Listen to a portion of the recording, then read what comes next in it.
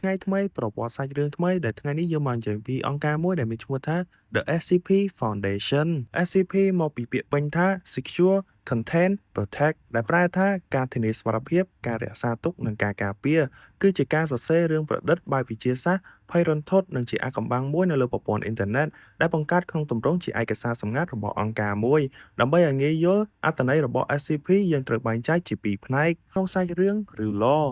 មូលនិធិ SCP ឬ The SCP Foundation គឺជាអង្គការសម្ងាត់លំដាប់ពិភពលោកមួយដែលមិនចំណោះឲ្យរដ្ឋាភិបាលណាឡើយភារកិច្ចរបស់ពួកគេគឺតាមប្រម៉ាញ់ចាប់ខ្លួនរក្សាទុកនៅរាល់សត្វចម្លែកវត្ថុទិព្វបាតុភូតខុសធម្មជាតិឬអ្វីដែលល្មើសនឹងច្បាប់ធម្មជាតិហៅកាត់ថា SCP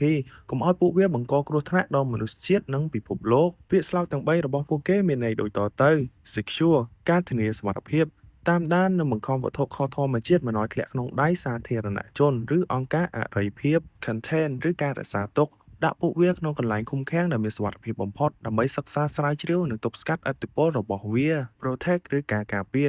រមនុស្សលោកពីគ្រោះថ្នាក់នៃវត្ថុទាំងនោះនិងរក្សាការសម្ងាត់កុំឲ្យមនុស្សទូទៅមានការភ័យខ្លាចនៅក្នុងជីវិតពិតឬ The Real World SCP គឺជាគេហទំព័រសរសេររឿងឬ Collaborative Writing Wiki មួយរាល់រឿងរ៉ាវនិងឯកសារ SCP ទាំងអស់គឺមិនមែនជាការពិតទេវាជាការបង្កើតឡើងដោយអ្នកនិពន្ធរាប់ពាន់នាក់នៅជុំវិញពិភពលោកដែលចូលចិត្តរឿងរ៉ាវបែបភ័យរន្ធត់និងវិទ្យាសាស្ត្រប្រព័ន្ធចំណាត់ថ្នាក់នៃ SCP ឬ Object Classes រាល់វត្ថុឬសត្វចម្លែកដែលបានចាប់បានត្រូវបានបែងចែកជាថ្នាក់ទៅតាមកម្រិតពិបាកក្នុងការឃុំឃាំងមិនមែនតាមកម្រិតគ្រោះថ្នាក់ឡើយ Safe ឬសុវត្ថិភាពងាយស្រួលរក្សាទុកឬយល់ដឹងអំពីវាច្បាស់តែមិនមែនមានន័យថាវាមិនគ្រោះថ្នាក់នោះទេ Euclid ឬមិនច្បាស់លាស់ពិបាកទាយដឹងពិបាករក្សាទុកបន្តិចឬនៅមិនទាន់យល់ដឹងពីវាគ្រប់គ្រាន់ភាគច្រើនជាសត្វឬវត្ថុមានជីវិត Killer ឬគ្រោះថ្នាក់ពិបាកបង្ខំបំផុតពិបាករក្សាទុកខ្លាំងណាស់ឬមិនទាន់មានវិធីសាស្ត្របង្ខំវាបានល្អដែលធ្វើឲ្យវាអាចរួចខ្លួនគ្រប់ពេលវេលានិងបង្កគ្រោះថ្នាក់ដល់ផែនដី Tamil ជាវត្ថុខុសធម្មជាតិដែលអង្គការប្រើប្រាស់ដើម្បីបង្ខំឬទប់ទល់នឹង SCP ដទៃទៀតនេះគឺជាឧទាហរណ៍ SCP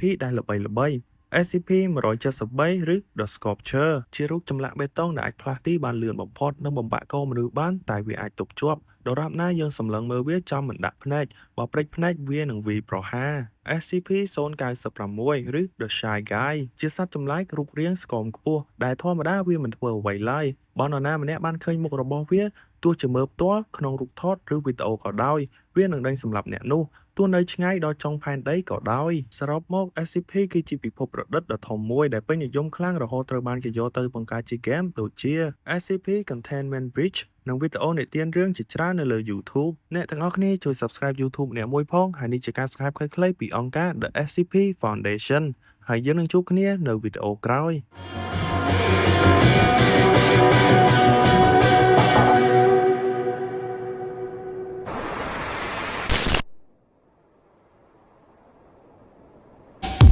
There's exactly a reason that you're here. It's because your death row sentence is nearing its end, and a new door has opened up for you to step into. As a D-class subject, you'll spend 30 days under the supervision of our facility. And after said 30 days is up, you'll have the chance to walk out of here. Though, of course, with the reasoning that you make it past those 30 days.